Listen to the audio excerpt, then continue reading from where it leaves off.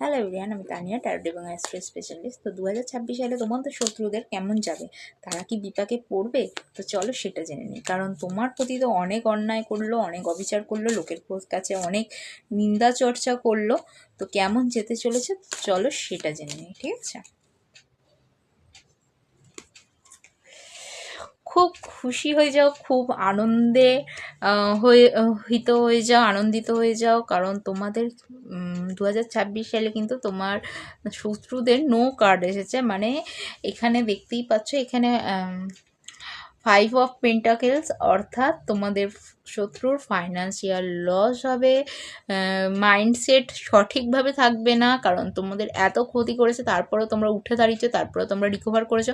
তো mental stability তো একদমই থাকবে না, লসের মুখোমুখি হবে, ইলিউশন কোনটা ঠিক কোনটা ভুল কিছুই বুঝে উঠতে পারবে না। আচ্ছা, ইনসিকিউরিটিতে ভুগবে।